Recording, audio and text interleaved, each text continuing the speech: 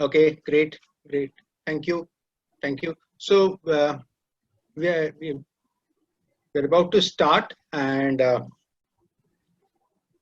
we have about 32. Okay, great. So welcome once again for all of you, and a warm welcome to this session. So today we have an illustrious panel of very experienced professionals who are leading the admissions portfolios of four of India's best B schools. And my name is Shomo. I'm from Jamboree, and I've got three of my colleagues along with me. So let me introduce myself quickly. My name is Shomo Dattagupta. I am the CEO of Jamboree Education, and I am also a graduate of IIM Bangalore of 1995. So last 25 odd years in the industry and essentially in the education space. So that's my background, and we've got Sandeep Srivastava. Sandeep is from IIM Ahmedabad. He's done his PGDM from IIM Lucknow and Bachelor's in Mechanical Engineering from NIT Kurukshetra. He has over 30 years of experience in India and Middle East across a variety of roles. Then we have Bala Krishna from IIM Bangalore. Bala is also an alumnus of IIM Bangalore. In fact, Bala was my junior at IIM Bangalore. So I and Bala know each other for a long time. And Bala has been for over 25 years in the industry in leading IT and manufacturing companies. Then we have Amit Tyagi. Amit from ISB, Indian School of Business. Amit has over 13 years of experience in education, of which about more than 8 years has been in the admissions for marketing and strategy. And we have Gautam Lakhamaraju. Gautam is from Great Lakes Institute of Management. He's a part of the senior management team and has played a key role in the growth of the institution over the last decade. And I've got two of my colleagues, Vaishali and Shivani, who are from the Jamboree's admission team, and they are going to be a part of the panelists. And they specialize in MBA admissions. So if there is anything questions which you have about your applications, they'll be very happy to answer that. So let me start off with my presentation, and I'll share my screen, and I'll request you to tell me that if the screen is visible or not. Is my screen visible? Can I have a quick yes or no on the chat? Okay, great. I can see a few yeses. Okay. Thank you. I got it. So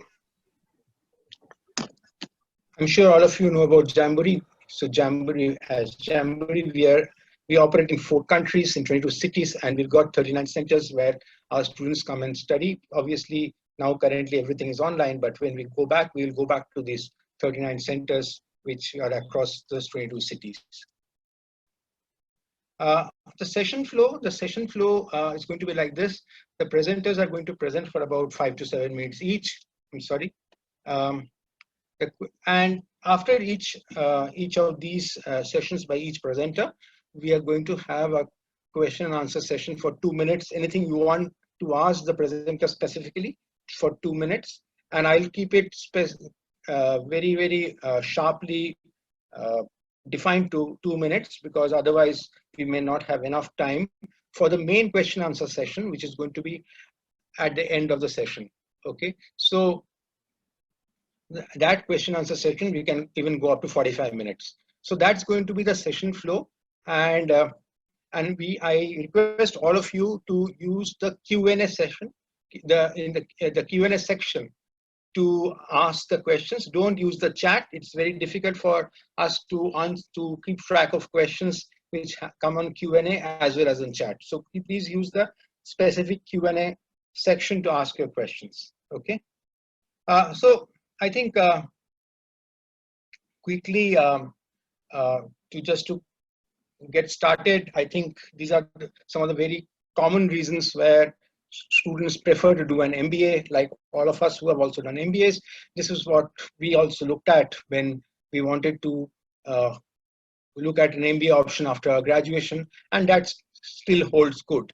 Okay, and I would like to stress upon among all of these on building a strong network. I think that is what holds us in great stead. Whatever education we get, which is obviously the world-class education which we have got in the leading institutes, but also the network which we have built across our uh, uh, own batches, across the junior and senior batches. It's what keeps us going. Any personal professional issue, I think the network works, and that's a great thing which one gets when you go to an MBA to one of these great institutes. So what are the options? So the MBA today comes in lots of options of courses. You can go into something called an MIM, Masters in Management, for people with less than 2 years work ex. Then people get into early entry programs right from their colleges. You also get into specialized masters like marketing, finance, HR, business analytics, and then obviously the regular MBA programs. So where some of these institutes who are here today, where people go with more than 2 years or 5 years of work ex. So these are the options which are there today, and I'm sure the panel here will touch upon the various options which are available at their own institutes. There is also something which is called the Msc Management Program, which is there from some of the schools which are outside India, top schools like HEC Paris or LBS, which are almost as good as any MBA from a top school. So today, there are lots of options of courses when you want to do an MBA, and these are some of the broad categories in which they fall. Country options, yeah, I think these are the country options where most Indian students go to, and today we are going to specifically focus on India. That's what the panel is here for. Quickly, what do all the institutions look for are these various parameters, and it also, while GRE and GMAT also scores are important, but also some of these other areas, including your academic records and your co-curricular activities, also have a large weightage in your acceptance. Just a bit about the GMAT GRE scores. Most schools don't have a cutoff. You will not see on any admission side that they will advertise that you need to have a 720 or 740 on a GMAT. That will not happen. But when a good GMAT GRE score helps you to put in contention. So it helps you to bolster up your candidature as a good student, and it helps you to enhance your academic profile. And in the writing section, the 4 is the cutoff for almost all good schools. Coming to what Jamboree does, I'm sure some of you are Jamboree students, some of you are not. So what we have been doing for the last 25 years is kind of helping students crack the exam in the GRE and GMAT, and we do it in the 3 formats. We do live, we do classroom, we do live. Currently everything is live, and also we have the on-demand. So and we do it through our classes, through our tests, through our study portals, and various other add-on support like doubt clearing and webinars and admission support. So that's what we've been doing, and each year thousands of students come to us to enable them to crack the exam. And what over the years we've also our IT platforms, our student LMSs have evolved to a way where students can pretty much take the on-demand courses and study through our platforms. So we've got interactive HD videos, and it's personalized to your preparation the day for the period which you have for taking a test, and it gives you great analytics in figuring out where you are, what are your strengths and weaknesses, where exactly you have to focus on, and in case you need help, it helps you to connect back to a faculty. So these tools are of real help to our students who use it extensively after the classes finish and before they go on to take an exam.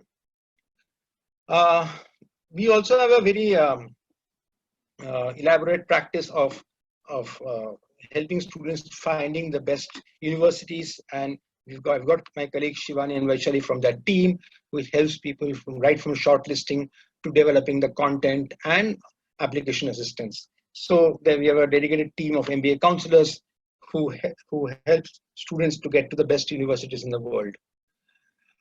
Some tips. I think that some of them are very commonsensical, but it just helps if you plan your MBA journey a little ahead. Start identifying your choices and spend time. Specifically, when you're going to do an MBA, it's your profile that also matters a lot, apart from your academics and your scores. So spend some time in building your profile, and as you know, GRE GMAT is valid for 5 years.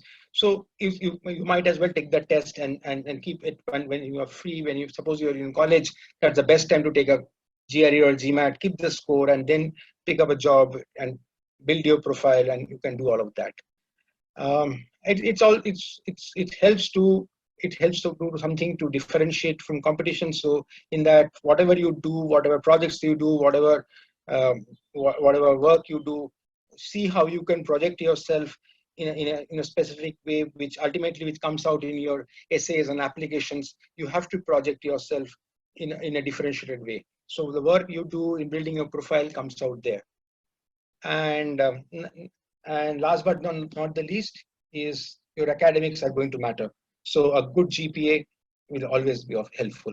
Okay, that's all from my side. In case you need any more information from us, we will obviously available for the chat session. But that's all from my side. And what I will do is I will pause for a couple of minutes. If there is any specific question which is for me, you can shoot at me, and then we can move to Sandeep from Ahmedabad. Okay, I can see some questions.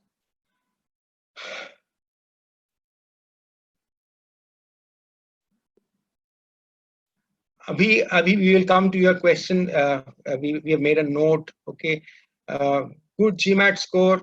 So the higher the better. Anything above 720, 730, 740 is a good score. So if you prepare well, a 720 plus is not a problem.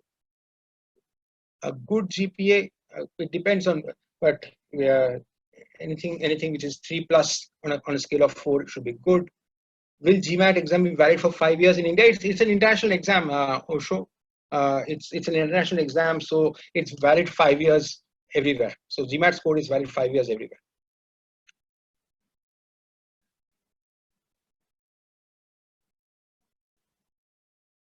So Abhi, your question, we have made a note, okay, and I will ask some of the panelists to answer that, because it is more in their realm to answer this question. Okay,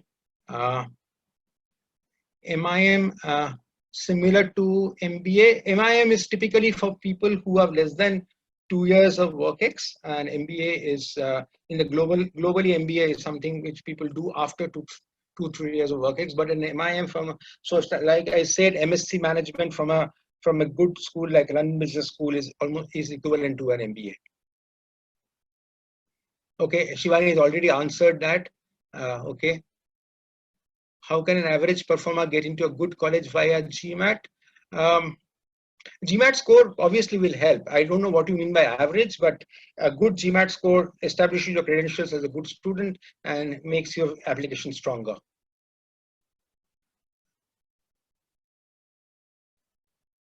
AWS score from GMAT matters well admission. Yes, when you are trying to get into a management program, your writing ability has bearing in your. So there's a cutoff, as I said, 4. So that's if you get anything above 4.0, it helps. Okay. Do internships matter? Yes, it does matter. It helps you build your profile. It shows that you are interested in applying the knowledge. It helps you to write your essays and show your interest. Yeah. So I think so that's all from my side, and I think I'll hand it over to Sandeep now. Sandeep, can you please come in now? Yes, thank you. Yeah. I'm also going to use a presentation, so I'll just share my screen, and while that's loading, thank you to Jamboree and to all the other panelists. It's a pleasure to be here and talking to aspirants for the MBA program. And I just want to, this is a slightly longish presentation, but I will just go through the highlights so that we finish it off in 5-7 minutes, and then I think there'll be more questions which might be relevant at this stage. So quickly, can all of you see my screen? Is the screen visible? Okay, I'm assuming the screen is visible. So just to put this in perspective, what we are discussing today is the 1-year MBA program, the PGPX program at IIM Ahmedabad, which is for people with experience. And I will define for you, what are the eligibility criteria for the program, etc., as we go along. So this is the basic contours of the presentation about IIM A. My feeling is most of you would already know pretty well about IIM A. What is the 1-year MBA program? How is it designed? What's life at IIM A? And then the admissions process that we follow for this particular program. So we are not going to talk about some of the other programs like the PGP, which is the 2-year program, or the PGP ABA, or the Agri program and other things in today's presentation. So IIM A established in 1961 primarily to impart executive education. In 1964, we started with the 2-year MBA program, and this was started in association with the Harvard Business School, Ford Foundation, Government of India, State of Gujarat, and several other industry and philanthropic organizations. I mean, IIM A has a decades of history. We operate from a 106-acre campus. Most of you would be familiar with the red brick campus in photographs, but we also have a new campus which is right adjacent to it, and that's from where the PGPX program works out, and all our executive education programs are delivered from. More than 100 full-time faculty, all with PhDs, of course, very strong research oriented classrooms and practice. We have subject matter expert, we have board members, consultant, advisors, all who are faculty at IIM A. And like I said, there are multiple programs, but today's discussion is around the 1-year MBA program. I'm going to skip this, but so what's the vision and history for the IIM A 1-year program? It's meant for people with experience, like I said. It was a pioneer in the sense that we were the first to start the 1-year residential program for mid-career professionals in 2006. The fundamental objectives of the program is to develop bright, enthusiastic, and aspirational executives into management leaders and change agents across the globe. Its design is to attract motivated individuals who want to hone their decision-making skills, build business rigor, and their own leadership capabilities. The pedagogy of the program is case-based, like most of the IIM A programs are, and the idea is to equip you to be able to manage real-life situations when you get back to companies after the program. it's a very diverse program, and I'll share some of the statistics. Equal opportunity, does not discriminate based on your background, experience, sex, gender, and other things. So again, we have a fairly good mix, and I'll share with you what that mix is. Just some global recognition about the program, but like I said, most people know and understand what education from IIM Ahmedabad means. So just to give you a sense of what is the composition of the classes over the last few years. So the class size, we are probably one of the biggest programs in terms of the class size. So 140 is the class size that we currently have, and that's been the case for the last 3 years. The median age or the average age is 32 years. The average work experience is 9 years. If you're interested in what the GMAT score average has been, it's been around 690. This batch, we have 28% women, and that's been increasing steadily over the years. And percentage of students with at least 1 year of international experience has also increased since last year. It's now 29%. So you'll see that it's a fairly robust cohort that you will be with in the classrooms. In terms of industry sectors, I think this question comes up a lot. I'm in this sector or that sector? Well, we are industry sector agnostic, and we purely look at your motivation for the program and your ability to cope with the academic rigor. But to give you a snapshot of where students have been coming from, so ITS sector has been the biggest one, followed by energy, consulting, manufacturing, financial services, defense and government, PSU, media, retail, shipping. I saw that question about somebody who's in maritime shipping. Yes, you're very welcome to apply to the program, and I'll tell you a little bit more about how to go about it very, very shortly. So the way the program is structured is, maybe this will be a better slide to show you. So this is how traditionally it's been set. Of course, this year with COVID, we've had some delays, but I'm expecting and hoping that by April next year, things would have settled down, and all of you will be able to join in on the program on April, in April, when the program starts physically in campus. We have 6 modules. This is how it looks. There are 2 what we call building block modules, followed by international immersion, which happens usually in September. And then there are 2 sessions which focus around electives that you can choose. And the final one is an integration or a capstone project, which helps you put together everything that you learned through the year. Now, so this is the nature of the program as a whole. Just to clarify, because again, I saw a question. The IIM Ahmedabad program is a general management program. So the 1 year program is a general management program. It's not a supply chain or a finance or a marketing or you don't major in any of those. You come out with a general management degree, right? And so if you're looking for a specific set of specializations, then you have to think about whether IIM Ahmedabad is the right choice for you.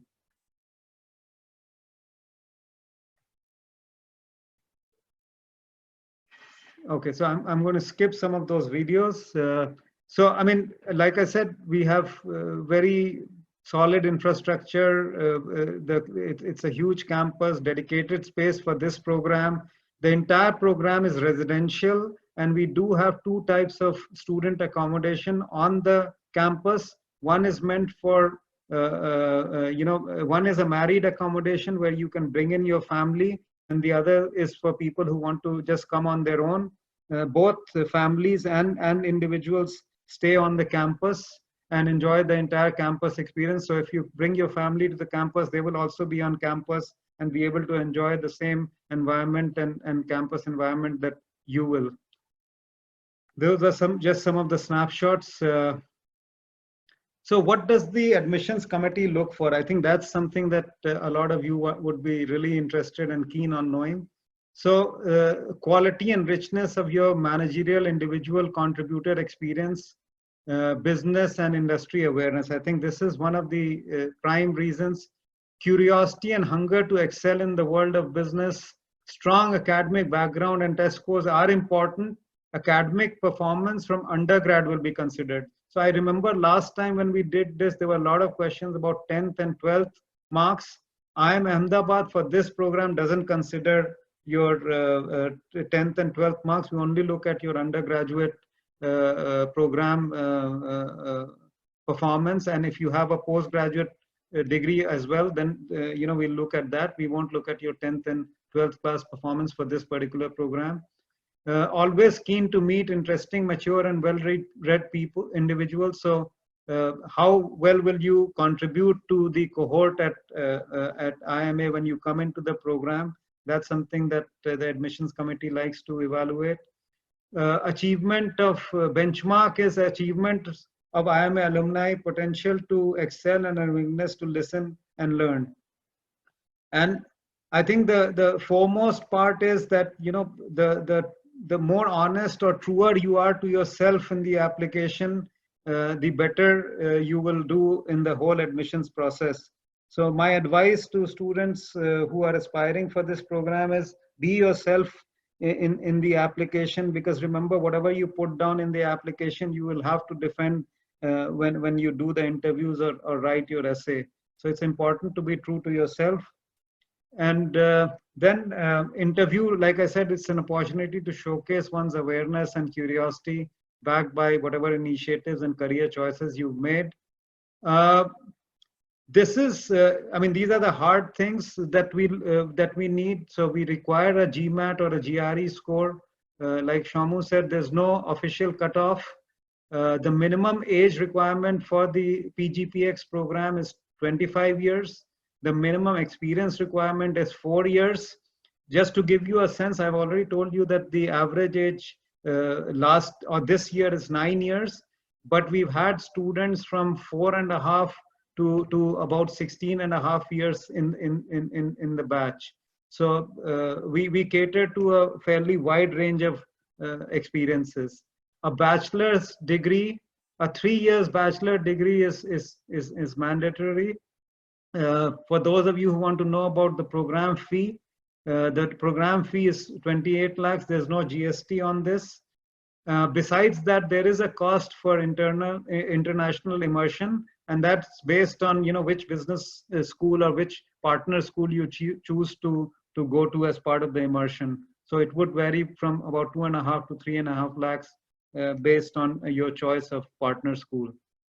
There is financial assistance. I don't know whether the word financial assistance is correct. So, but we do have on-campus banks which are already ready and willing to provide student loans. SBI is available on the campus, and there are many other banks which are more than willing to provide you student loans. We do have from the institute side something called an interest waiver, which is limited to 5 people in the batch. And essentially what we do is we cover your program, the first year's loan interest. So, and this is subject to a maximum limit of 3 lakhs. So it's actually something that is evaluated at the end of the program. 5 students are chosen, and then they are given this interest waiver based on their academic performance during the program. This is the sort of admissions calendar for this year, for admissions in April 2021. So round 1, we are already in round 1, and the application deadline for that is August 31st. The shortlist will be out by September 7th, and the personal interviews will be scheduled in the September and October timeframe, and the final results for round 1 will be declared by October 18th.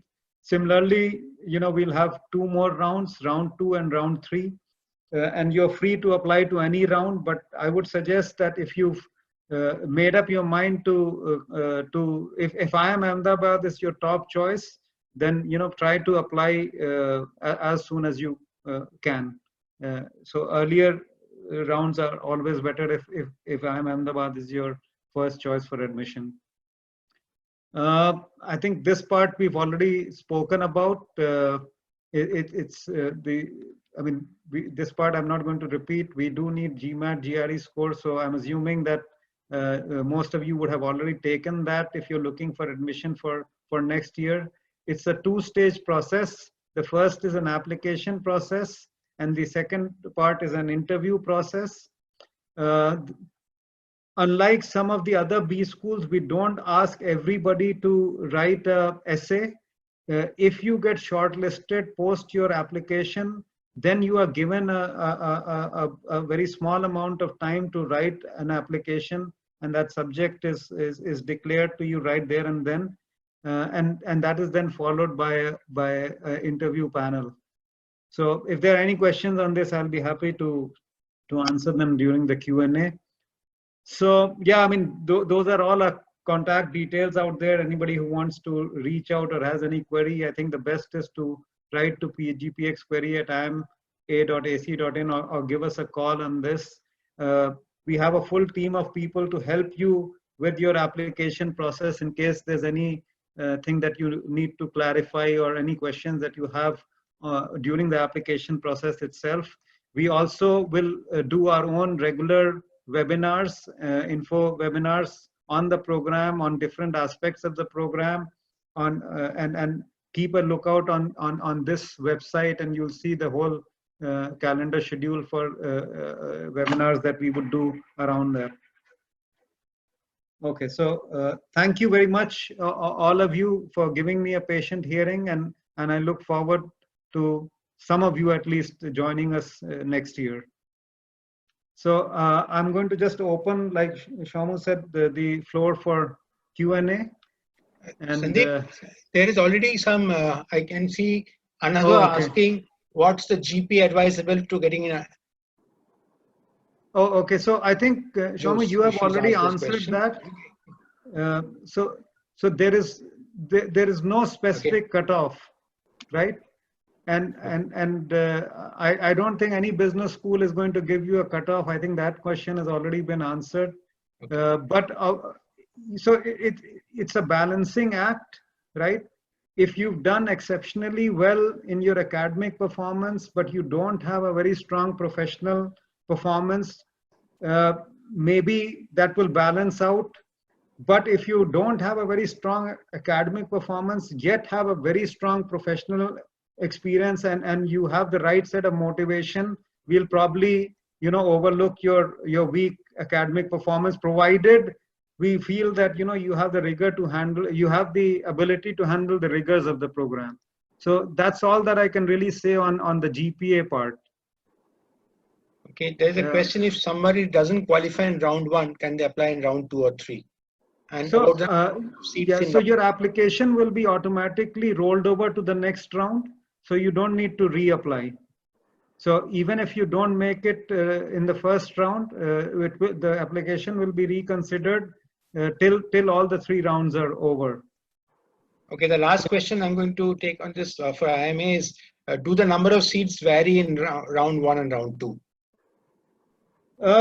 So we no, I mean, I think the maximum seats are filled during round 1, and then it will go on for each round. But that doesn't mean that we will fill all the seats before round 3, and that's why we have the rolling process. Your application will roll over because of that, so that if we feel that you are on the threshold in round 1. But we don't want to give you a confirmed admission in round 1, you might still get a confirmed admission in round 2 or round 3. Does that answer? I think it does. Okay, and so thanks Sandeep. Yes, there is one more question, maybe which I see GMAT, because this came up last time. Okay. So at that time, we had not made a determination on this. So now I can tell everybody that yes, we will accept GMAT online. scores. Okay. So last time that was something that was still being debated. Now I can confirm that. Thanks, Sandeep. Thanks. We'll obviously take more questions once the panelists have given their presentations. Okay. Sure. Over to you, Bala. Thank you. Thanks, Shomo. I hope my screen is on. Yeah, it's on. It's on, Bala. Okay, thanks. Hi, friends. Good evening to all of you. A warm welcome to this webinar. And I'm Bala from IIM Bangalore. I'll be sharing our one-year MBA, that is Epgp program, Executive Postgraduate Program in Management. More details about this program in the coming slides. Before going to this Epgp program, just to give a hint about what are the other programs at IIM B that offers as a degree programs. First is our PhD programs, where it is around 5+ years of duration. Next is our 2-year regular MBA programs. This year we have 2 programs, that is, one is a PGP regular and another one is PGP Business Analytics. Many of the candidates join through CAT, and candidates through GMAT also join for this program, that is regular 2-year MBA program, provided the candidate at the time of CAT examination, if he is outside India, then he can apply to this 2-year MBA program with CAT, with the GMAT score. Then the 1-year MBA program, which I'll talk more in detail during this presentation. Then we have our 2-year MBA program. This is a weekend MBA program. So people who are more than 4 years of work experience, but they cannot leave their job because of the financial or a commitment, other commitments, but they have an urge to enhance their managerial skills, they can join these 2-year weekend MBA programs. Many students, other than in and around Bangalore, candidates from Chennai, Hyderabad and Pune also join this program. They travel on weekends to Bangalore and attend classes here. So the classes are conducted on Friday evening and Saturdays. So that is our 2-year MBA program. And the last one is program in Public Policy and Management, that is a 1-year MBA program. So going to our today's program, that is Epgp, which is a 1-year full-time residential program at IIM Bangalore.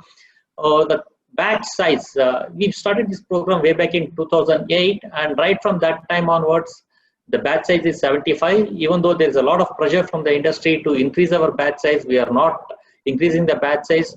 So 75 students, a 1-section class, gives a high focused attention to students, along with in terms of the placement also, it gives a one-on-one kind of an attention.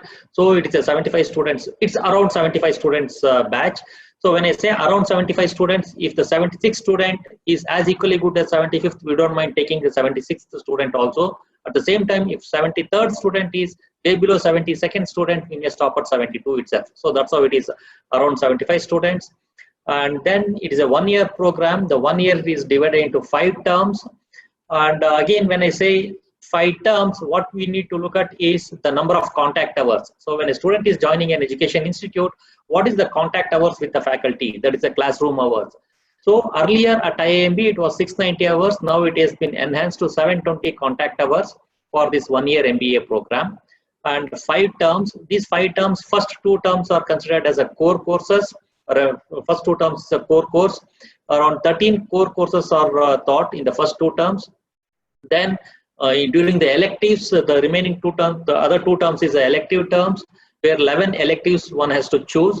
And to choose these 11 electives, student will have more than 100 options. So that's the kind of the choices a student will be having when it comes to elective courses.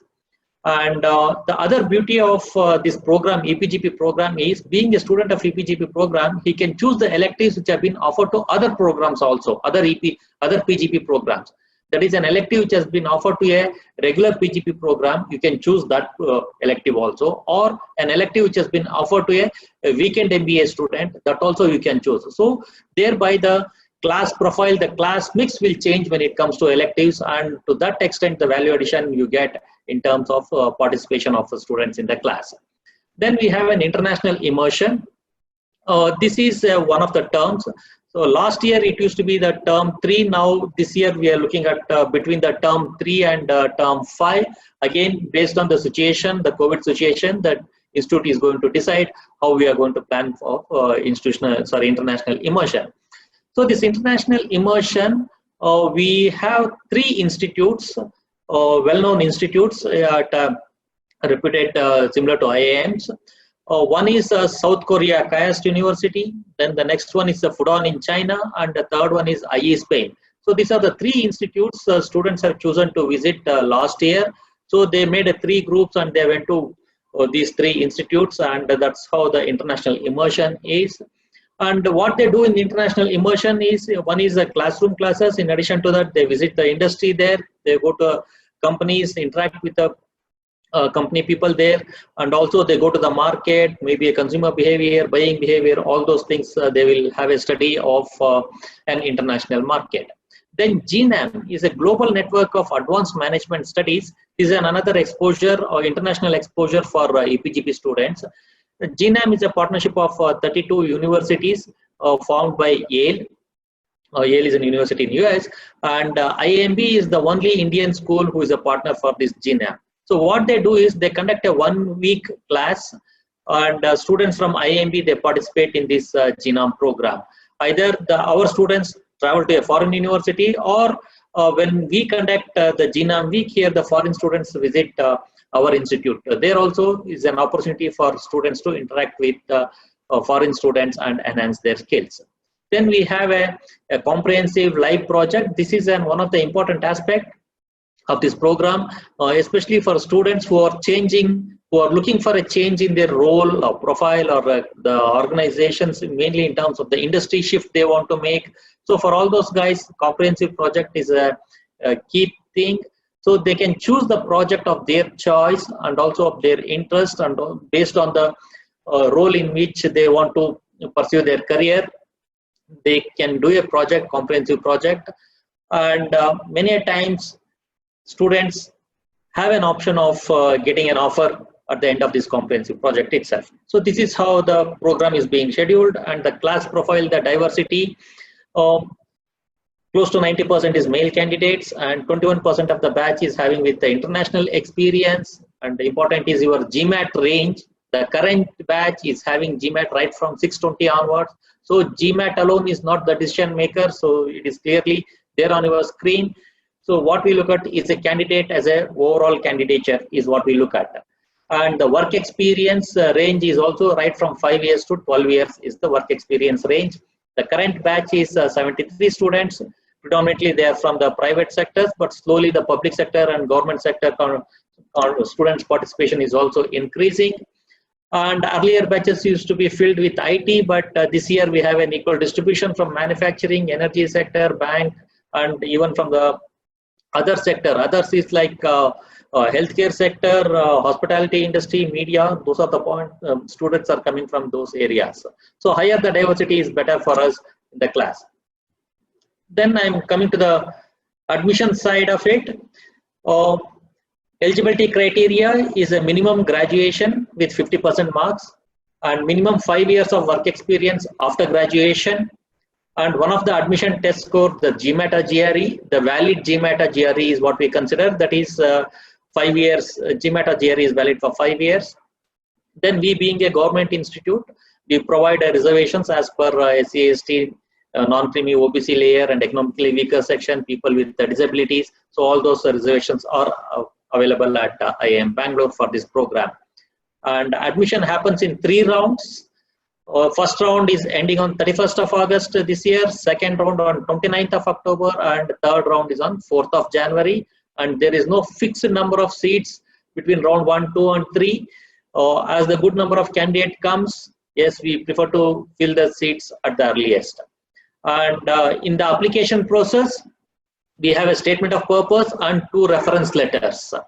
A statement of purpose, what we look forward is why the student is applying for this program, what is his objective of what he expects in this program kind of thing, and how the program is going to be beneficial for him considering his future. So that's what we look at in statement of purpose. And then reference letters. So please ensure that your referee submits the reference letters before the deadline of that particular round. So the student has to give a reference contact in the application process. Our application system will trigger an email to the referee asking his reference letter, and he has to respond over an email itself. And once we receive his reference letter, the candidate will be informed saying that the reference letter is being received. In case If referee is not responding, candidate is free to choose or free to change the referee more than once. Up to 8 times the candidate can change the referee and get his reference letters well before the deadline of application. So shortlisted candidates will be called for a written ability test, that is an 30 minutes test. In that first 10 minutes, you'll be given a topic and he can think about what to write or how to write about that particular topic. Then followed by 20 minutes, he will be writing about that particular topic on a A4 sheet, one side of an A4 sheet. So that is a written ability test, and followed by the personal interview. This is how the admission criteria or the selection process. And the fee structure, we have two different structures. One is if you are looking for a shared accommodation, that is a 3 BHK house is shared by 3 students, the fees will be 27.5 lakhs, or if it is a family accommodation, it is 29.5 lakhs. So this fees includes your international immersion of 4.3 lakhs. So including immersion cost, it is 27.5 if it's a shared accommodation, or if it's a family accommodation, 29.5 lakhs. And 4.3 lakhs of international immersion is charged at actuals. In case if it is more than 4.3 lakhs, you will be asked to pay that additional extra, or if it is less than that, there will be a refund of this cost. Scholarships are available at the time of admission based on the performance of the student as an overall performance. There are 10 scholarships are available. Each one is up to 6 lakhs of rupees. In addition to that, during the program, based on the student's performance in term 1 and 2, that is through the core courses, top 5 students based on their CGPA, they will get 7.5 lakhs. So in the last year's batch, a student got both admission scholarship as well as merit scholarship. So 13.5 lakhs that student got as a part of scholarship itself. In addition to scholarships, the loans are available. The education loans are available. Many banks provide education loan. These loans are you can claim the income tax benefit when you are repaying these loans. Placement process at IIM B. Placement process starts in the month of September, and it is an individualistic kind of an approach, and we have a separate placement cell at IIM B.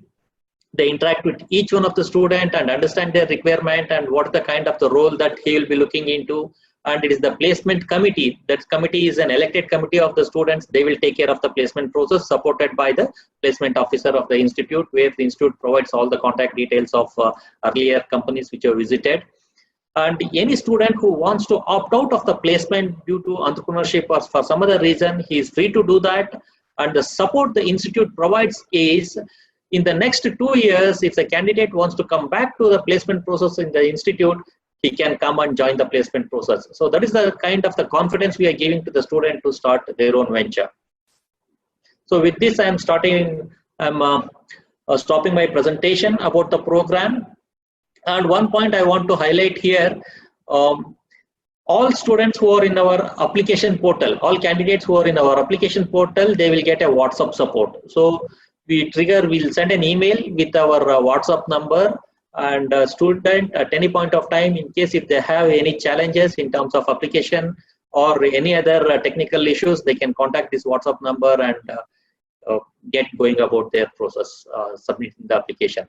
Then if you have any other queries related to the program or the admission, please write to the email IDs which are there on the screen, and our team will respond to you. And I wish all the very best to all candidates. Shomu, back to you. Yeah, thank you, Bala. Thank you. So Bala, what we will do is we are running a little behind schedule. Okay. So one question, I'll ask you to take the last question. On what criteria admission scholarship is granted? If you can take that question. Bala. Yeah, admission scholarship is granted based on the overall what we can is a evaluation of the candidate.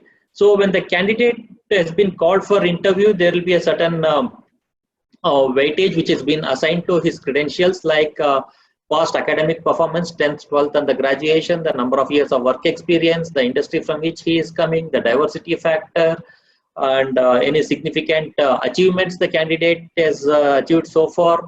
Then his interview performance and international exposure. All these areas will have a weightage, including the GMAT or GRE score.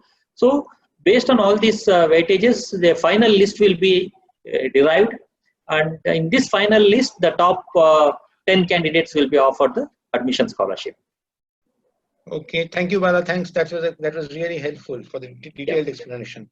But so I will now invite Amit from ISB to start his presentation. Amit, can you start, please?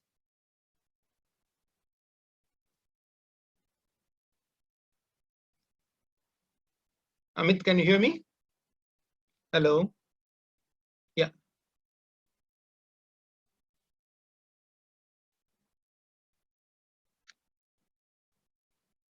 Hello, Amit.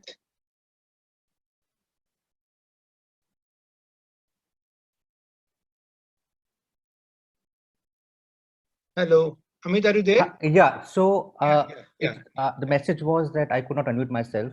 The host. Oh, okay. So I was trying to type that in the chat. Yes, absolutely. So I'll just share my presentation and try to finish Yeah. it within 7 minutes. Yeah, please do that. Yeah. Thank you.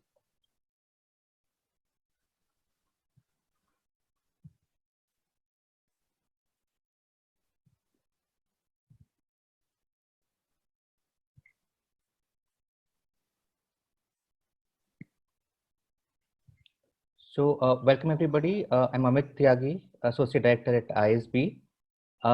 So ISB was set up in the year 2001, and in less than 20 years, we have had a journey of many firsts. So we were the first B school in India to offer the one-year MBA program. We were the first B school in South Asia to get the ACSB accreditation. We were the first B school to offer the modular MBA programs in India. We were among the first B school to be consistently ranked among the top 30 B schools in the world. So when we were being set up in 2001, we did not want to reinvent the wheel, but wanted to learn from the world's best and bring those established practices to India. And that's where we choose Kellogg and Wharton as our founding associate schools. And they share their curriculum, best practices and knowledge with us. And that's how we got started in India in 2001. Now, as we progressed in the journey, we wanted to focus on research, build the research infrastructure. And that's when we partnered with London Business School and MIT Sloan School of Management, for they are the world's best research-focused B schools at the moment. And as we continued in our journey, we wanted to gain expertise in public policy, law, and legal environment. And that's where we partnered with Fletcher School at the Tufts University. And these 5 schools are a key alliances which we have with the top global blue schools in the world. And this focus on building the institution over the last 2 decades has borne fruit and has been recognized by the top accreditation agencies now. And we are now among the top 100 B schools in the world to get the Triple Crown accreditations. So we have been accredited by ACSB, Equus, and Iamb, and we are among the top 100 in the world right now to have this Triple Crown accreditation. And we also ranked 28 in FT MBA Global Rankings 2020. Now, since we have less time, I just want to talk about 5 key things about ISB. So first is our world-class faculty. So we at ISB follow a portfolio model of faculty. What is that? I'll just elaborate. So we have 70 plus teaching and research faculty at ISB across the 2 campuses in Mohali and Hyderabad who teach a contemporary curriculum. But apart from that, we have a pool of 200 plus visiting faculty from top global B schools. And these faculty don't just come for a one-off lecture, but they come to ISB, spend a complete term, and teach a complete course at ISB. So what this gives us is it gives us the flexibility to get the top talent from all over the world to come and teach at ISB and come and teach our students.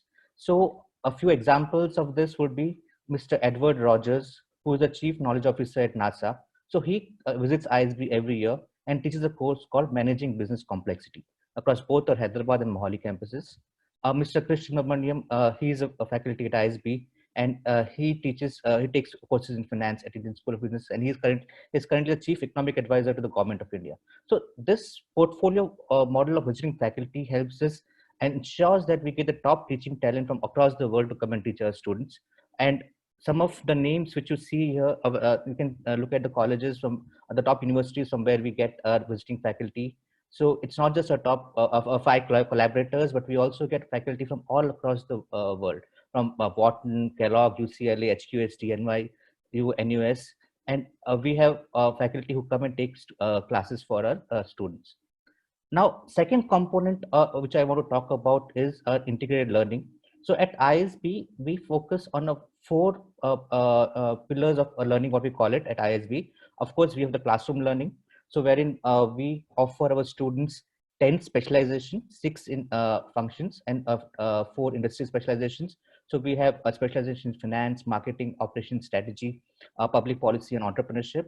In terms of industry specializations, we have healthcare, manufacturing, infrastructure, and information technology. And we have 8 terms spread across 52 weeks program at Indian School of Business, wherein students take 14 core courses in the first 3.5 terms, and 90 up to between 17 to 21 electives from 3.5 to last 4 terms. So for those electives also, we have a choice of more than 80 plus electives the students can take from.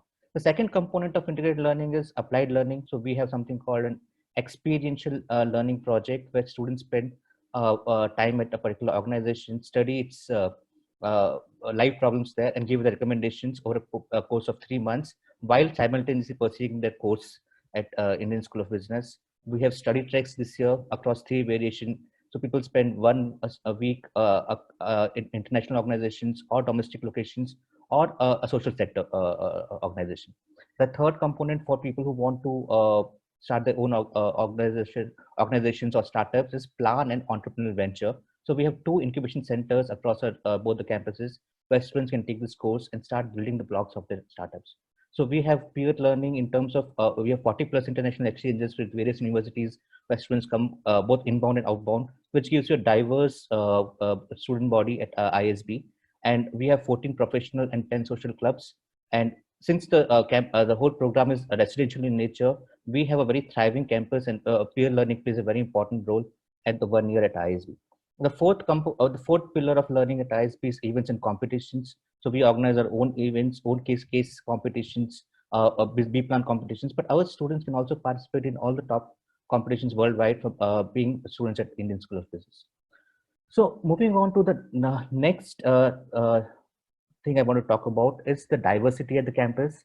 So we are a huge cohort. We have 880 students in a year across both the campuses, and we want to give our students a taste of people from different walks of life, learn from people from different walks of life. So we, in our cohort, we have people who are mountaineers, who are bloggers, who are drama and theater artists, people from the armed forces, sports, musicians. So you learn from people not from different perspectives, not just in classrooms, but also outside classrooms, and broaden your horizons. So the diversity at ISB, there's also another aspect of it, which is called uniformity in diversity.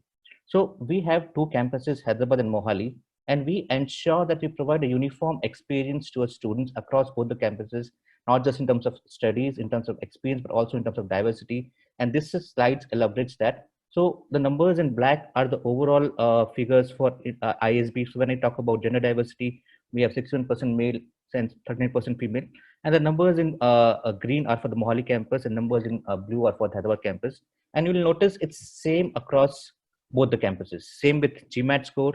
So our range is 600 to 770, average is 710, and it's same across both Hyderabad and Mohali campuses, or be it in terms of age profile or work experience. So by the way, the range of work experience which we have accepted for the last cohort is between 2 and 20 years. So the minimum was 2 years, maximum was 20 years. And in terms of engineers versus non-engineers, we have a very healthy ratio of 68% engineers to 32% non-engineers. And it's, of course, same across both the Hyderabad and Mohali campuses. The fourth aspect of the fourth key thing about what I want to talk about is a global network. So even though we are a very young institute, we are less than 2 decades old, but we have still built up a formidable alumni network of more than 11,500 plus alumni across our 4 PGP sort of programs and our FPM programs. And 90% of this alumni are from the PGP program. So 550 plus alumni are already at Cxo level leadership roles. 600 plus are already have their own startups or their family businesses. Our alumni spread across 60 plus countries and 400 plus cities. 79% are in India, and around 21% are in the rest of the world. And our alumni is very connected to the institutes. We have various special interest groups. We have 14 chapters, 9 domestic and 5 internationals. And we have 11 special interest groups, or SIGs, which we call, where alumni organize events and learning sessions for the fellow alumni from all over the world. So another interesting fact is 61% of our alumni are part of the top 5 industries of technology, consulting, finance, e-commerce, and healthcare. Now coming to the final thing which I want to talk about today is the placement statistics. So placement at ISB is known to give quantum shifts to the career of its students. So if you look at this Venn diagram on the right hand side, 79% of the cohort, that is 884 students of the last cohort, had a functional shift, that is moving from marketing to finance or finance to let's say operations. Another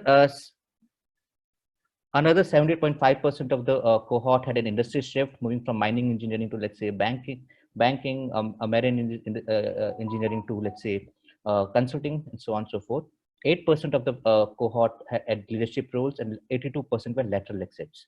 Another interesting fact here is, we had 180% increase in average outgoing salary versus average incoming salary for the cohort. And in that, we are ranked 4th globally in terms of salary growth as per the FT rankings, and all over the, 4th globally all over the world. So that's were the 5 things I wanted to talk about at ISB. I'll just want to now give you a reminder of the deadlines. So for the PGP and early entry option, the deadline, round 1 deadline is September 2020. We'll be coming out with round 2 deadlines closer to the end of round 1 deadlines. And that's all I had to talk about in the formal part of my presentation. I'll be happy to answer your question. In case I'm not able to answer your questions, you can always reach out to us on these numbers, on these various touch points, on a phone number or through email or on social media. And if you have not started your application, you can scan this QR code right away and get started with filling the application as well. Thank you, Amit. Thanks a lot. Really informative presentation. Yeah. We have, as I said, that we are running a behind schedule. So we have a question from Bhargavi. What is the acceptance and validity of GMAT online at home scores at ISB? Are you accepting GMAT at home? We are accepting online GMAT. So we are accepting GMAT online. We are accepting GMAT at test centers. We are accepting GRE. So we are accepting all 3 tests. We feel free to write whatever is convenient to you.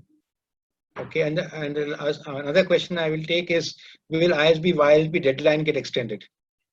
Okay, so we have heard you. We ran a survey last week, and I think most of you responded on the survey, and we'll be taking a decision shortly by the middle of next week and sending out a communication to you, and we'll ensure that we keep the interest of everybody in mind.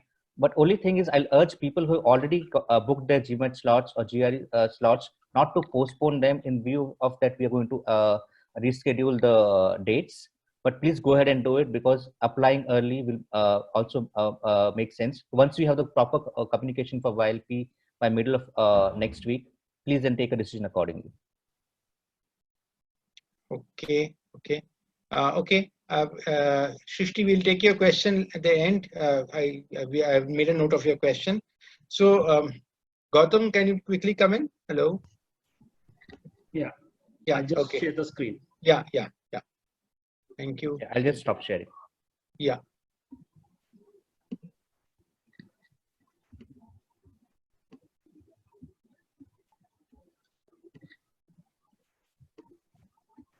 Good evening, everyone. This is Gautam Lakham Raju. Today I'll talk about the Great Lakes PGPM, which is our flagship 1-year program. I would say that we are perhaps the youngest school here. We are started in 2004 by Dr. Balavi Balachandran, who is a doyen of global management education. He was instrumental in setting up of ISB in Hyderabad as well.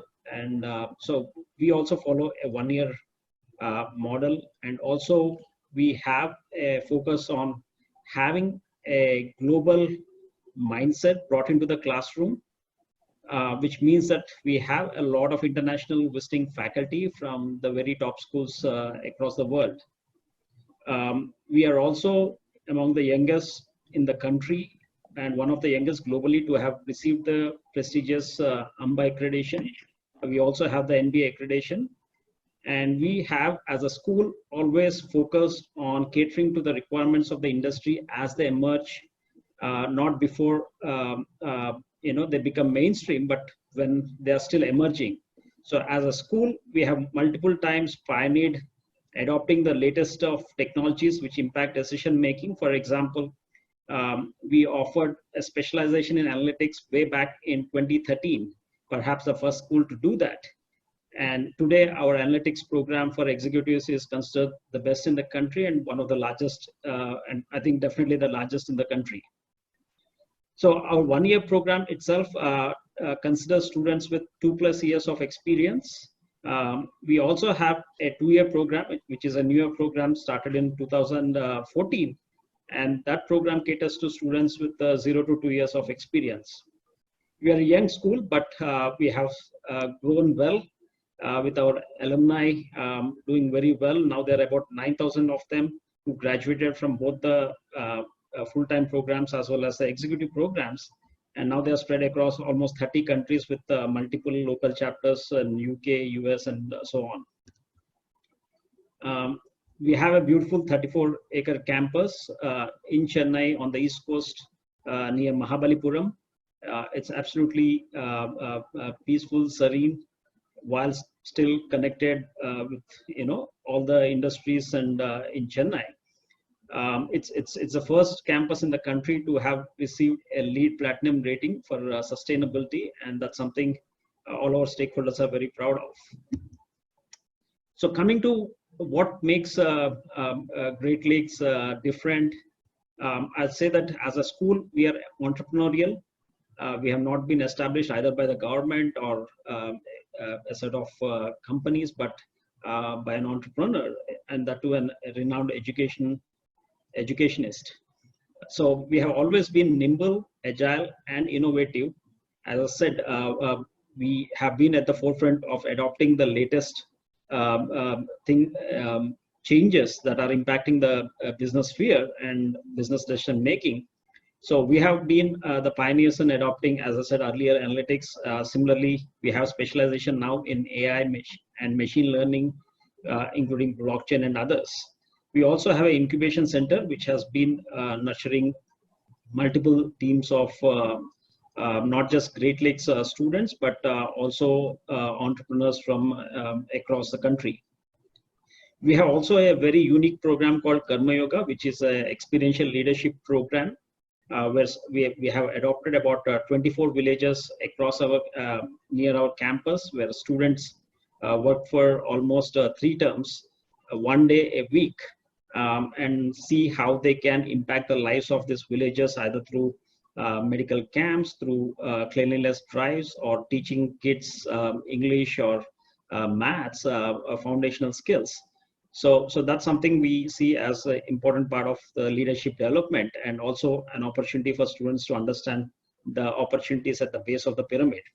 We have also been perhaps the first school to introduce a compulsory Mandarin course as part of the curriculum, because China is obviously the second largest economy and our largest trading partner, and also a very important competitor, both in terms of economy and strategically.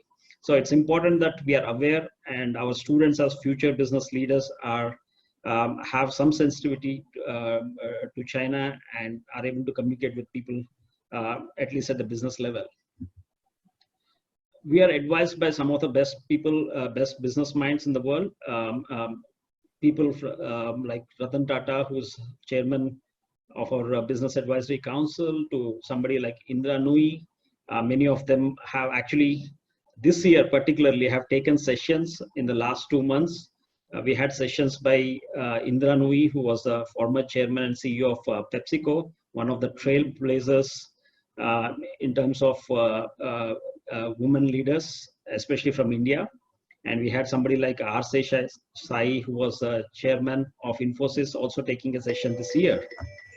So we do benefit from such doyens who both guide us in terms of the curriculum, in terms of the decision making, as well as sharing perspectives with students.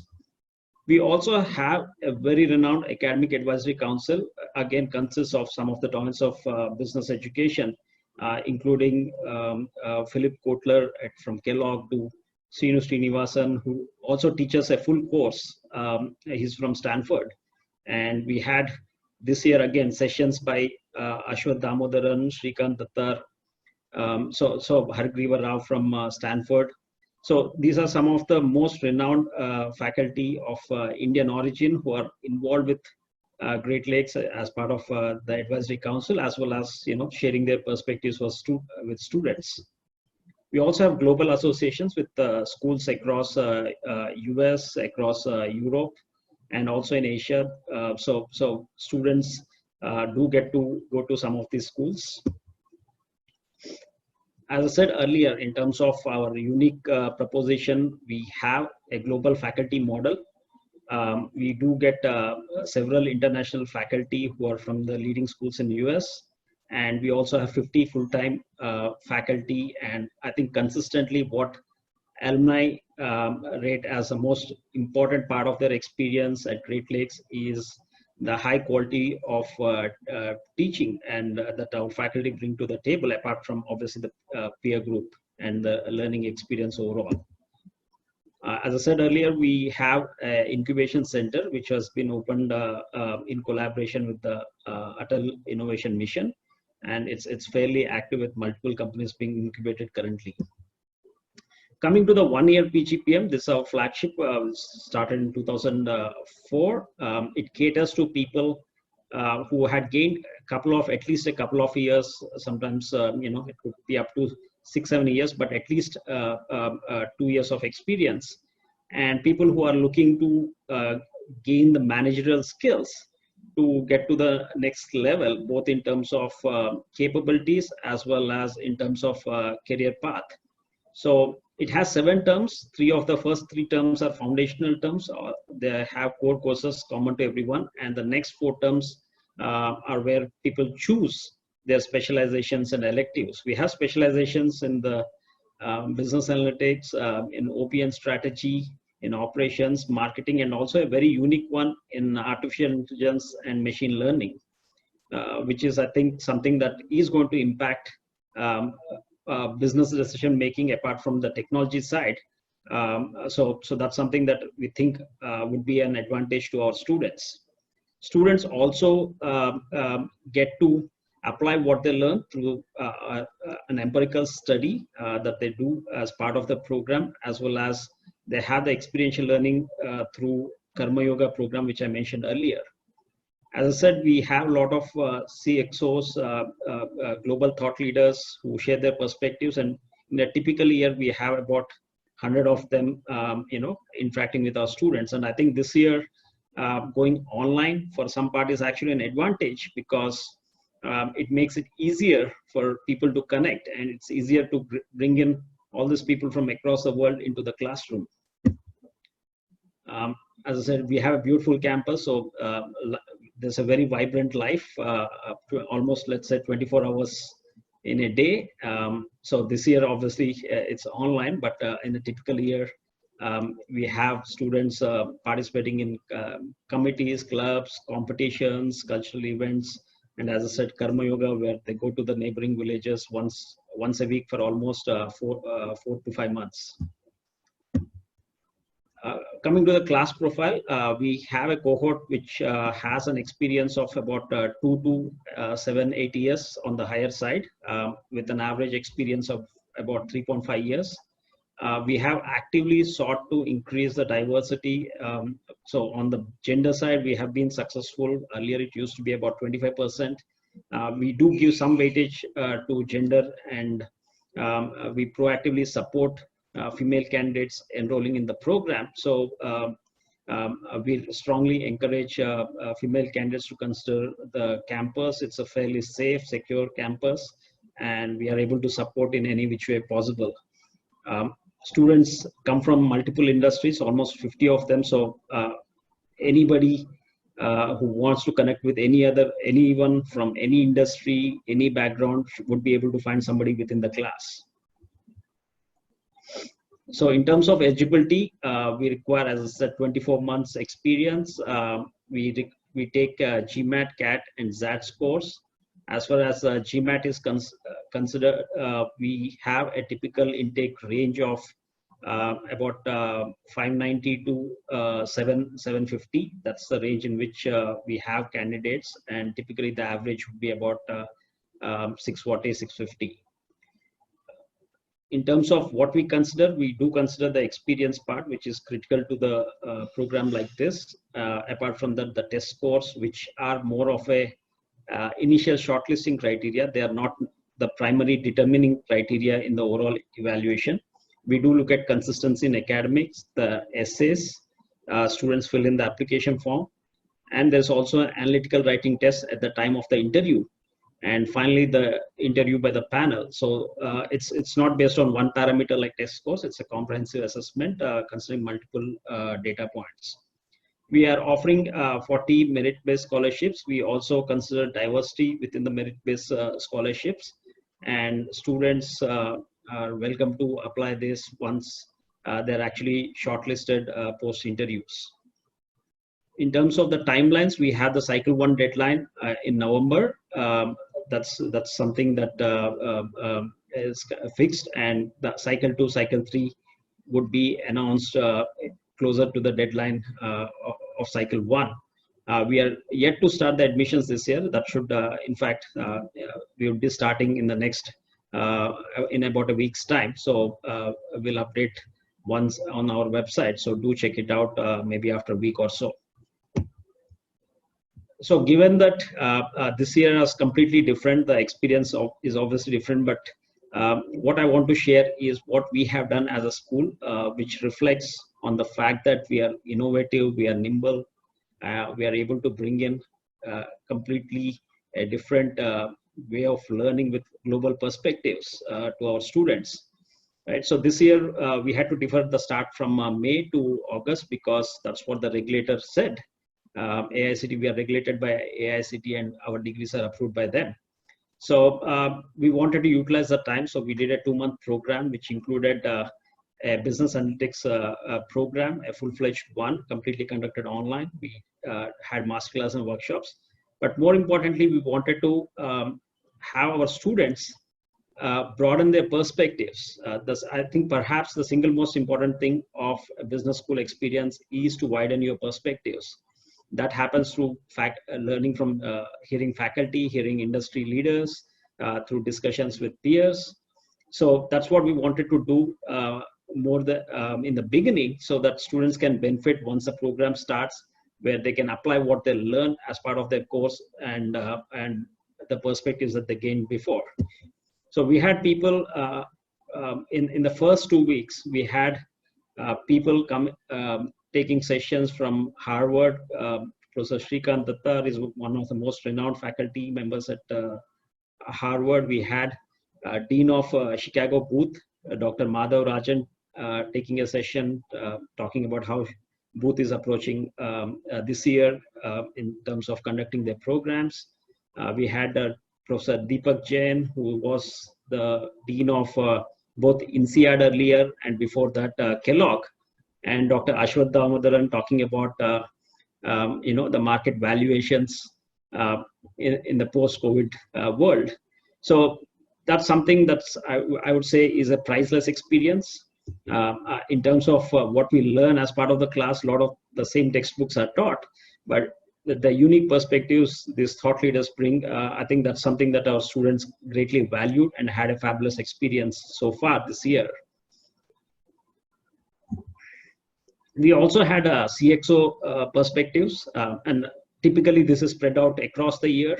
But this year, given that we had extra additional time before the start, we had a whole lot of sessions, right, even before the start of the program. So we had somebody like Suresh Narayan, who's a CMD of Nestle India. He is a person who brought Nestle back after the Maggie crisis, sharing his perspectives. The CTO of TCS, Mr. Seshai, who was the chairman of Infosys, and before that, MD of Ashok Leyland. So a whole lot of industry leaders. And then we have something called Successful Women in Management. That's an annual conference. And as part of that, we had Indra Novi, who's again a trailblazer. But apart from that, 2 of the female leaders dealing directly with the COVID situation right now, Preeta Reddy, who's heading Apollo Hospitals, and Kiran Majumdar Shah, who is leading Biocon. And we had interesting perspectives from people beyond business as well, like from Rahul Dravid, Madhavan.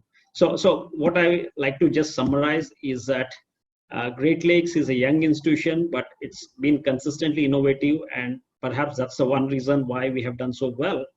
And second, we do ensure that we offer a world-class experience, whether it's in terms of faculty, in terms of bringing the best minds across the world to share their perspectives, but all at a Indian value and Indian cost.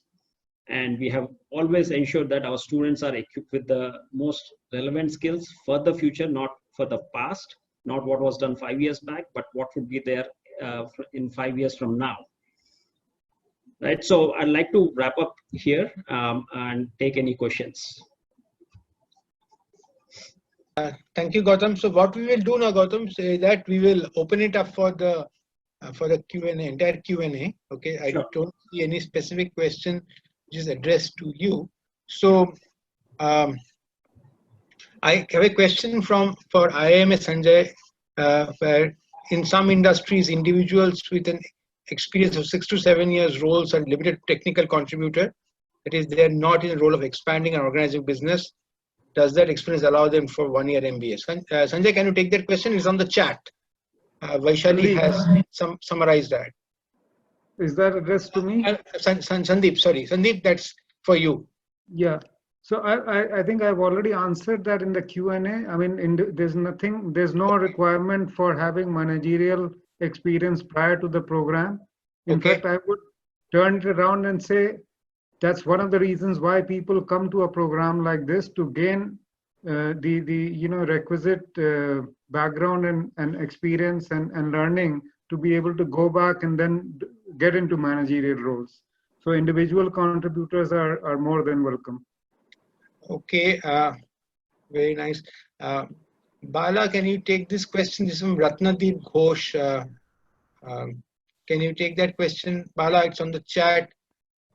Can someone read it for me? I have a challenge in reading the questions here. Okay, it says that he's looking admission in 2020. He's currently 33 years old, looking admission in the year 22-23. 12 years of experience in Government of India, automotive testing domain, 4 to 5 years as project leader, has an executive MBA degree, which was sponsored by his organization, has a PMP with 6 Sigma, is a musician, wants to know his chances of getting in and the GMAT score required to get any of your institutes. So any one of you can, Bala, if you can start taking that. Yeah, sure. Okay, so there are 2-3 points here. See, he's already having an MBA from one of the institute, and again he's looking for a second MBA.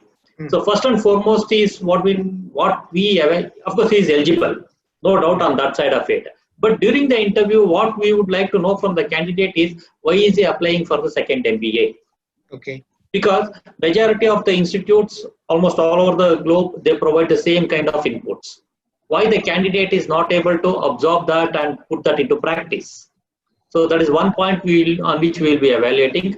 On the second, we can look at, he has done it around 20 years back, and now he is coming for to upgrade his skills with newer concepts and those kind of things. That's another matter. But I would like to say here, we have candidates who come for second MBA in the campus. Okay. So second MBA is not a negative. Sure, he can apply, and he is from a government sector, that from a manufacturing side of it. Yes, all those things comes as a part of the diversity. And GMAT score, again, here I would like to mention, a GMAT score is not the decision maker.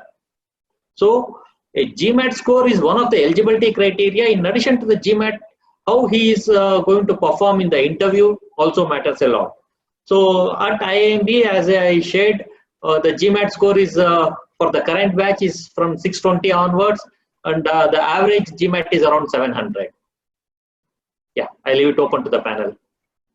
Yeah, I think I mean, Bala has basically expressed what I would have. It's pretty much the same response. We have people who've come with already an MBA, but your motivation to come to a program like the PGPX is, I think, the primary criteria. So if you're able to justify and have a clear path of why you want to do that, then I think you should apply.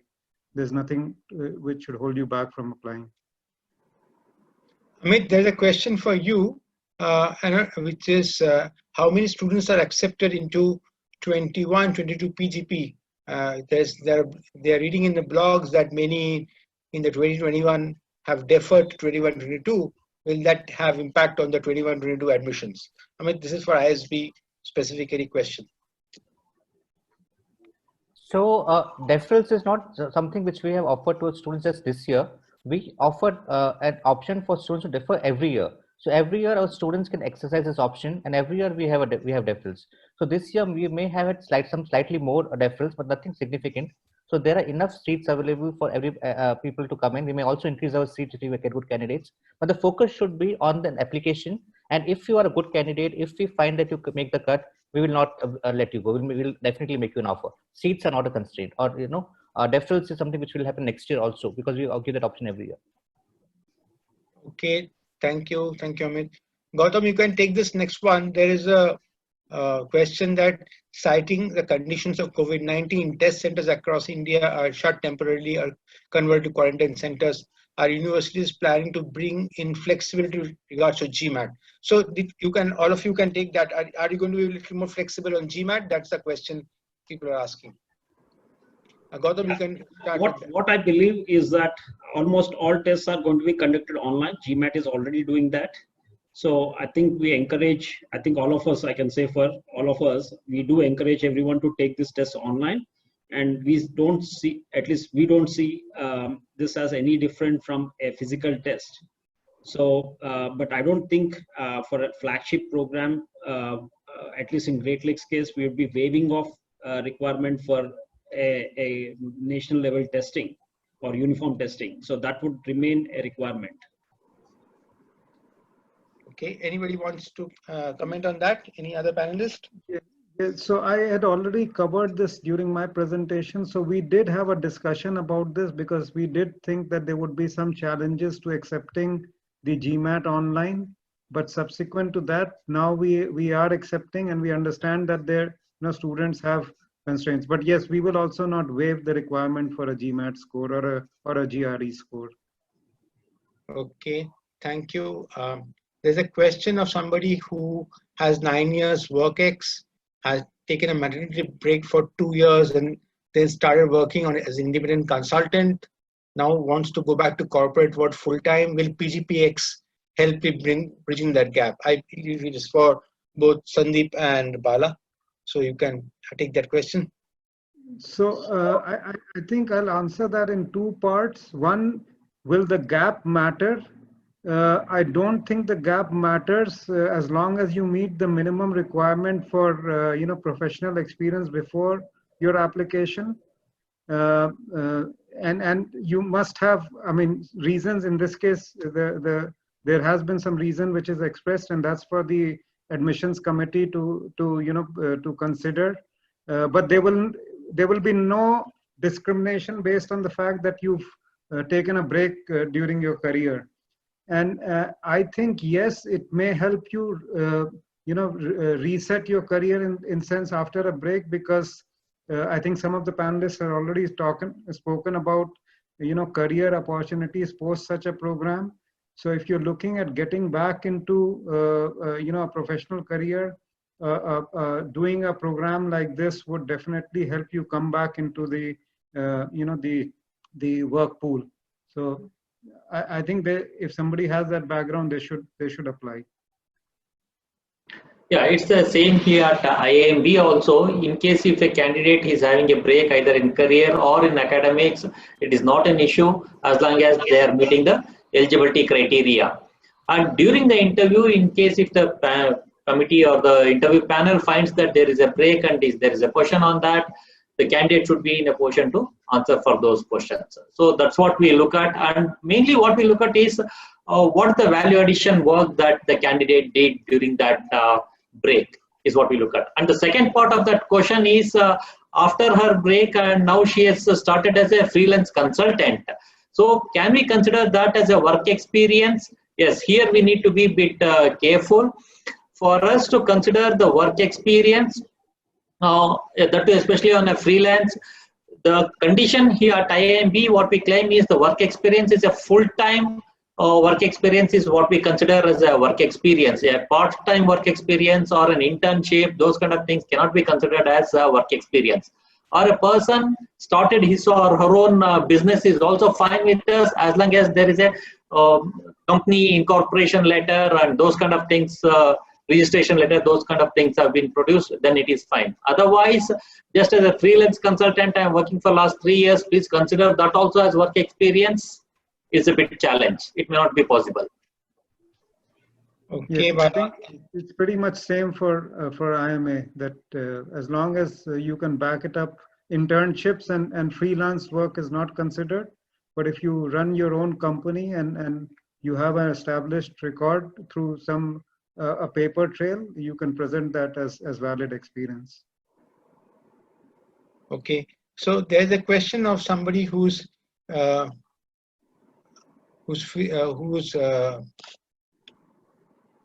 wants to know about the PWD, physically disabled category. So do they, is there a application person with disability encouraged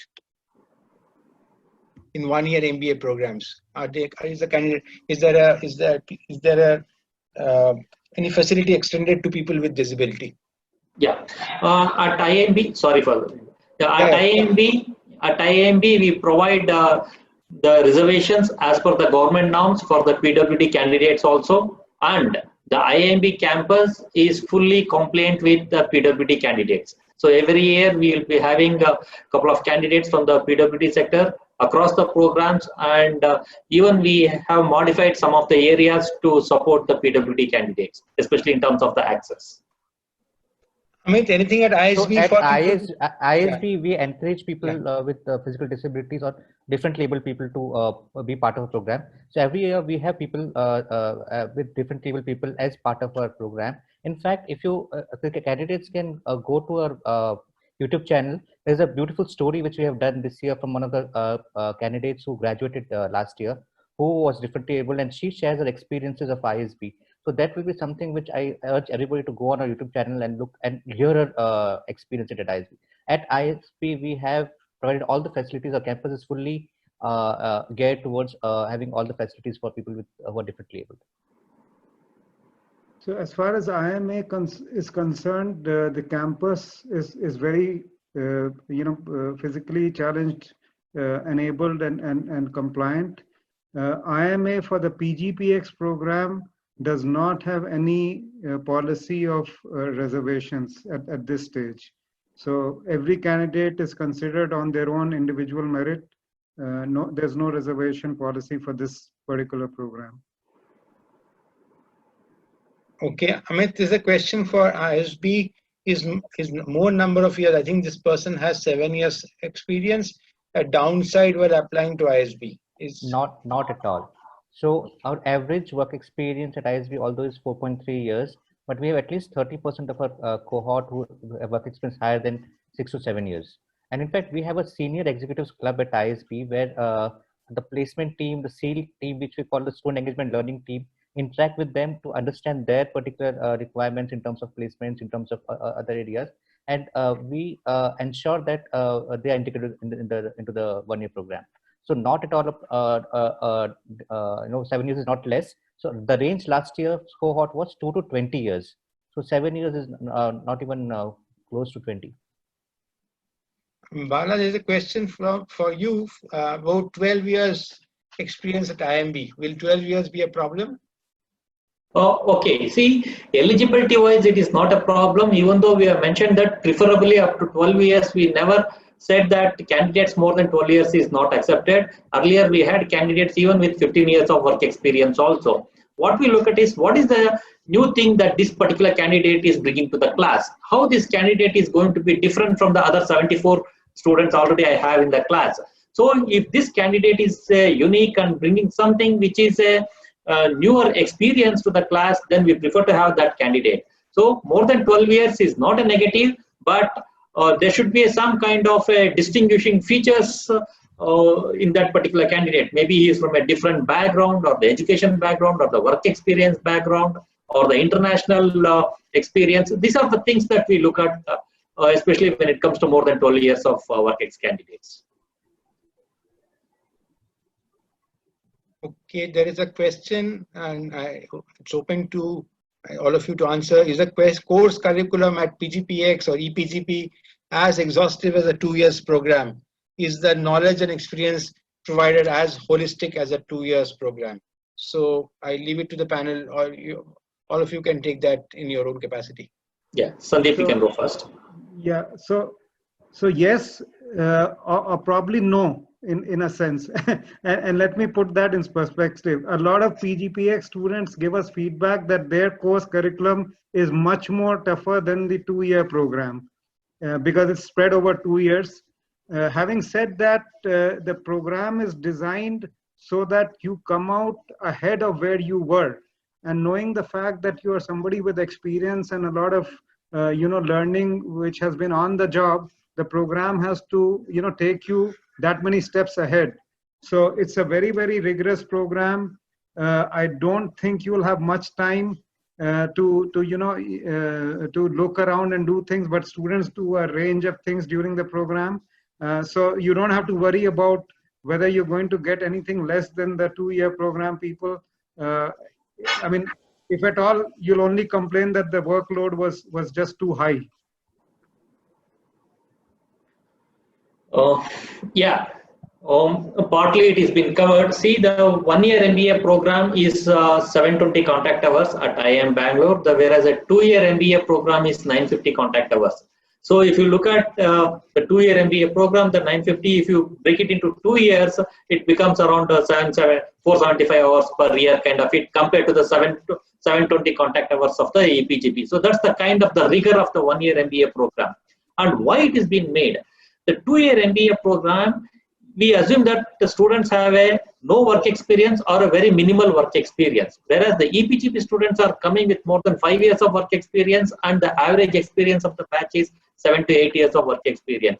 So here, the faculties are also learning along with the students in the EPGP program, whereas the PGP program, it's more of a one-side dialogue, whereas in the PGP, it is a more of faculty teaching the students, whereas in the EPGP program and other programs, it is that there will be a good discussion in the classroom, and students never hesitate to ask questions. So that's the kind of the learning the faculties are getting in EPGP program.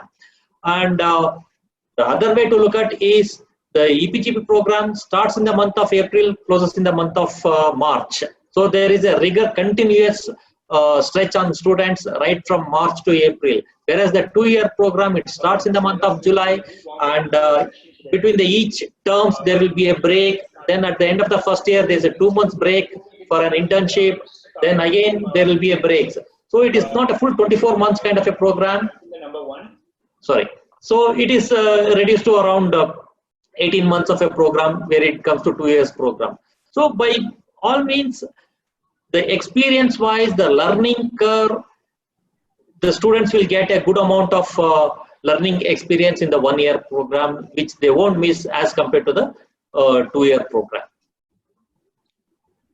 I agree with both Bala and Sandeep.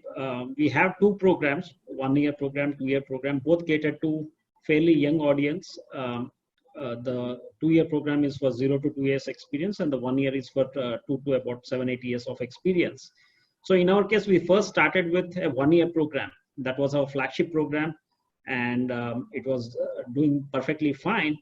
And the reason we offered the 2 year program is to specifically cater to people with less experience or zero experience.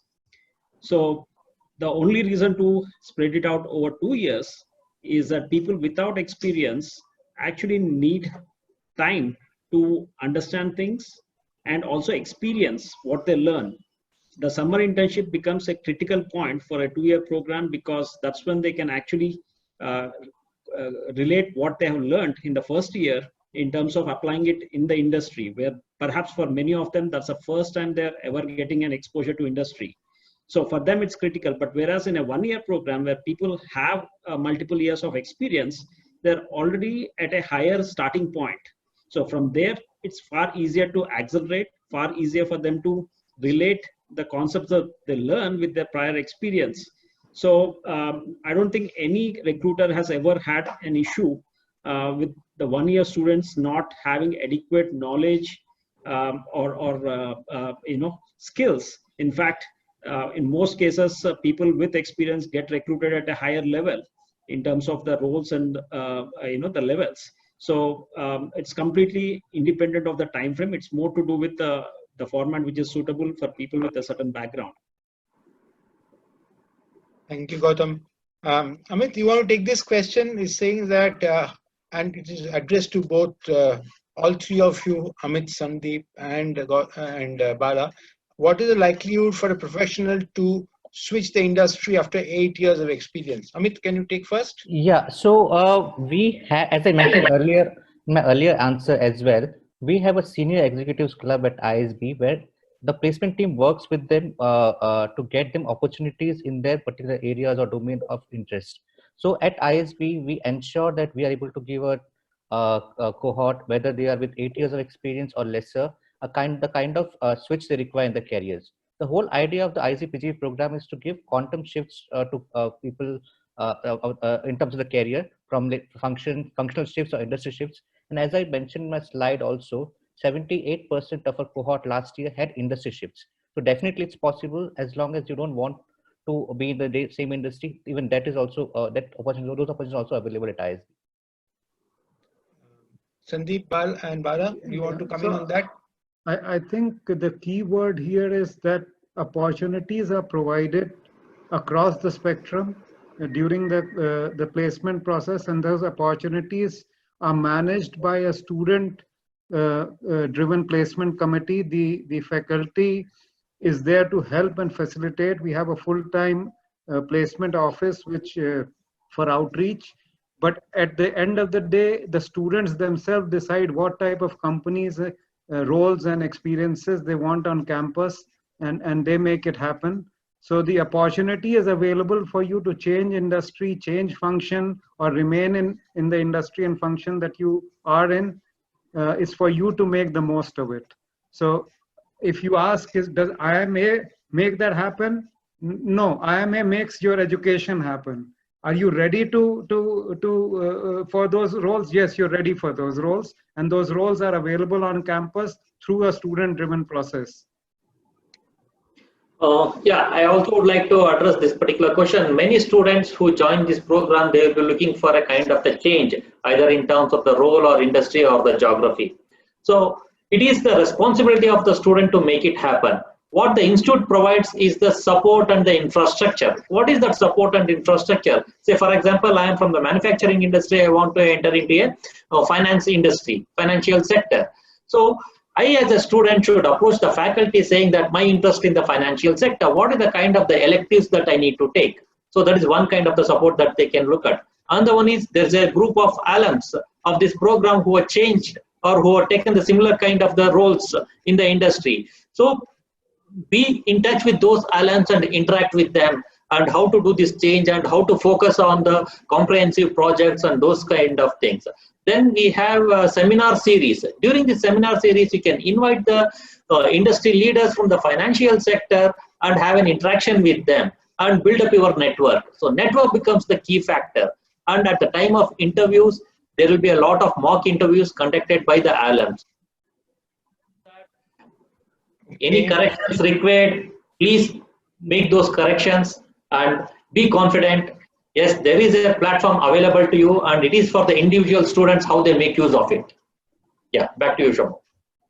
Okay, there's an interesting question. Somebody who's from a marine background where sailing is not a full year job. How do you calculate work X? You typically a marina sails for 6-7 months.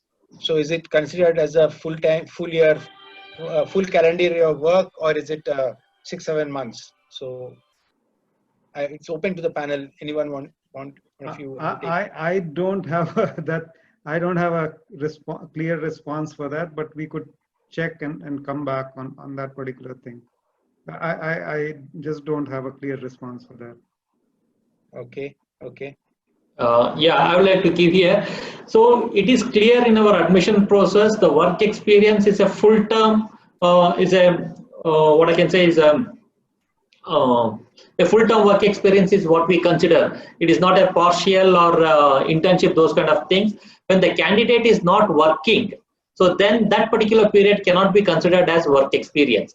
Or if he shows an agreement saying that his employer is considered him as an employee during that off period also, then it can be considered as a work experience. But if there is a break in the contract after 6 months of sailing, if there is a break in the contract and the next new contract starts after 6 months, then the break of 6 months cannot be considered as work experience, even though the candidate is working like 24/7 while he is sailing. Okay. Thank you, Bala. There's a question from what average GMAT score should I target? He's from the person is from NIFT with good international exposure of 5 years of experience. How advisable would it be for my career if I want to change my domain? I think that's a very general question, and I think I can answer on behalf of everyone. It all depends on which institutes and which course are you targeting. I think all of the panelists have given the score ranges, what they are looking for in their institutions. And if you're from an IFT and you want to change your domain, as somebody has already said, that you need to kind of make yourself ready for the next domain, and it's what you do within the 1 year, what you are there, and how you use your knowledge and your connections and your projects and internships to go to the next career is what's going to matter. It's everything is possible. It's left to you. Okay. There's a request to share email IDs of IIMs and ISB at the end of the webinar. Yeah, so Bala, Sandeep, and Gautam, you can leave your email IDs in the chat box. People, if they want to get in touch with you. Yeah, I think we've kind of covered number of applicants every year for 1 year MBA and IIMs and ISB. I think they were part of the presentation. You can, in case you have missed that, we will put up the recordings. You can check in the recording. Yeah, Bala has put in his email ID. Ratnadeep, I hope you got that. So any one of you, you want to contact us and answer your queries, you get your profiles evaluated, please leave your name and number and we can get back to you.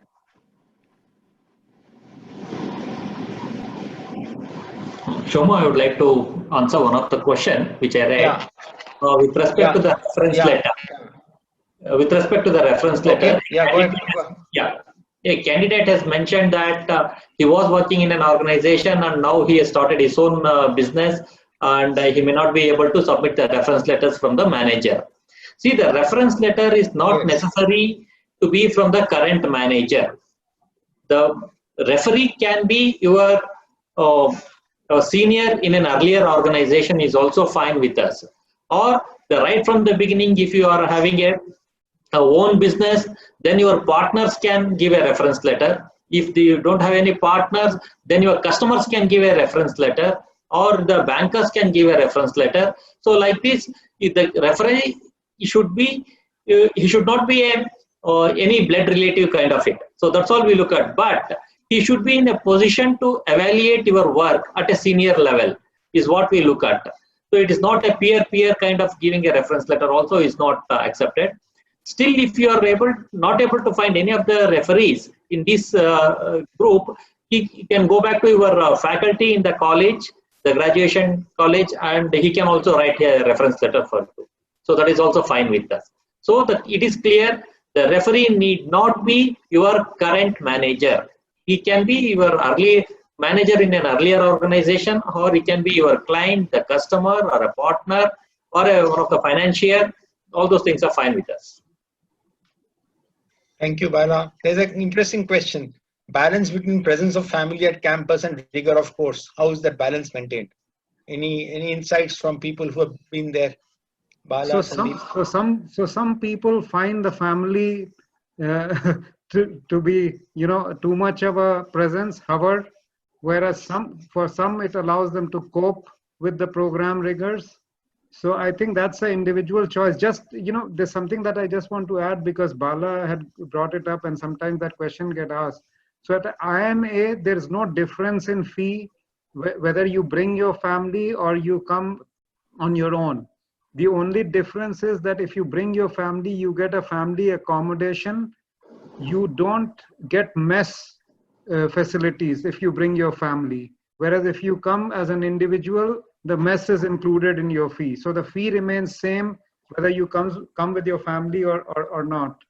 And most of the people that I've spoken to have come with their families thought it was a great experience because they had already made a big change of, you know, moving or leaving their job, and leaving the family also for a year would have been even more stressful. So they found it a very enjoyable experience on the campus. And there's a, you know, it's a community feeling that you get on campus at IIM Ahmedabad. The families tend to enjoy it quite a lot. Okay. Thanks. There's a question from Shubhra Sharma who says that she has switched jobs in a 9-year span of career, and there have been shifts which have happened in less than a year because in the advertising sector, the client has moved, that has affected jobs.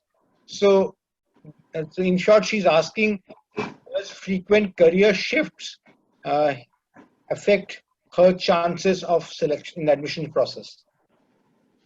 There are definitely going to be questions asked.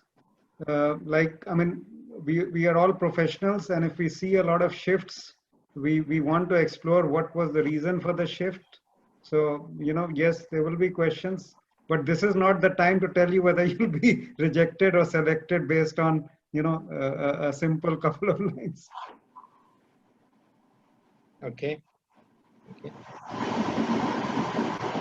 Bala, anything from you on that? Because the question is also addressed to you. Yeah, yes, whenever there is a frequent shift, that can lead to a question during the interview. But if from the selection criteria or shortlisting criteria from the admission team side, there is no issue as such. But during the interview, when the candidate is shortlisted for the interview, during the interview, this becomes a discussion point. So this also becomes an opportunity for the student or for the candidate to say that how the market is changing, or how his priorities are changing, or how he is meeting the family requirements or demands, because there may be so many reasons for the shift also. So that becomes a discussion point during the interview. Okay. Thank you. I don't see any new questions here. In case any one of you have a question which has got unanswered, or you want to post a new question, please feel free. Ratandeep, IMB's, I think Bala has already left his email ID. I'm going to copy it and post it once again. ISB Amit has had to leave the session, but I'm sure you can find email IDs of ISB admissions on an easy Google search. Okay. Yeah, so in case any one of you want one-to-one counseling or GMAT demo class, please leave your number and we can get back to you.